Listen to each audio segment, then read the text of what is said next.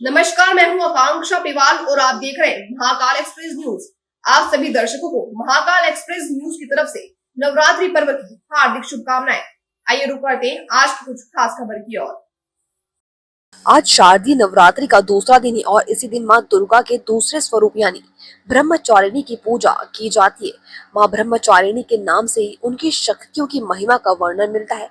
ब्रह्म का अर्थ होता है तपस्या और चारिणी का अर्थ होता है आचरण करने वाली, अर्थात तप का आचरण करने वाली शक्ति को हम बार बार नमन करते हैं। माता के स्वरूप की पूजा करने से तप, त्याग, संयम, सदाचार आदि की वृद्धि होती है। जीवन के कठिन से कठिन समय में भी इंसान अपने पथ से विचलित नहीं होता। आइए जानते हैं माँ ब्रह्मचारिणी के स्वरूप के बारे में।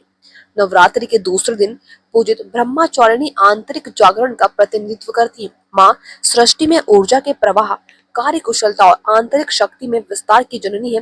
ब्रह्मचारिणी इस लोक के समस्त चर और अचर जगत की विद्या की ज्ञाता है। इनका स्वरूप श्वेत वस्त्र में लिपटी हुई कन्या के रूप में है, जिनके एक हाथ में अष्टदल की माला और दूसरे में कमंडल है। यह अक्षय माला और कमंडल धारिणी ब्रह्मचारिणी नामक दुर्गा शास्त्रों के ज्ञान और तंत्र मंत्र आदि से संयुक्त है। भक्तों को यह अपनी सर्वज्ञ संपन्न विद्या देकर विजय बनाती है। ब्रह्मचारिणी का स्वरूप बहुत ही सादा और भव्य है। अन्य देवियों की तुलना में वह अति सौम्य, क्रोध रहित और तुरंत वरदान देने वाली देवी है। माता ब्रह्मचारिणी को तप की देवी माना जाता है। हजारों वर्षों कठिन तपस्या करने के बाद माता का नाम ब्रह्मचारिणी पड़ा था। तपस्या की इस अवधि में उन्होंने कई सालों तक निराहार व्रत किया था, जिसमें देवों के देव महादेव प्रसन्न हुए थे।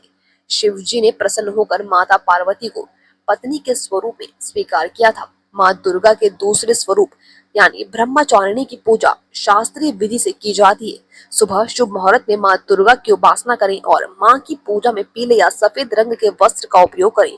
माता का सबसे पहले पंचामृत से स्नान करवाएं। इसके बाद रोली, अक्षत, चंदन आदि अर्पित करें। माँ ब्रह्मचारिणी की पूजा में गुड़हल या कमल के फूल का ही प्रयोग करें। माता को दूध से बनी चीजों का ही भोग लगाएं। इसके साथ ही मन में माता के मंत्र या जयकारे लगाते रहें। इसके बाद पान सुपारी भेंट करने के बाद प्रदक्षिणा करें। फिर कलश देवता और नवग्रह की पूजा करें। घी और कपूर से बने दीपक से माता की आरती उतारें और दुर्गा सप्तशती, दुर्गा चालीसा का पाठ करें। पाठ करने के बाद सच्चे मन से माता के जयकारे लगाएं। इससे माता की असीम अनुकंपा प्राप्त होगी। ऐसी सारी जानकारी को देखने के लिए बने रहिए मेरे साथ। फिर मुलाकात कुछ नई खबर में, तब तक के लिए नमस्कार।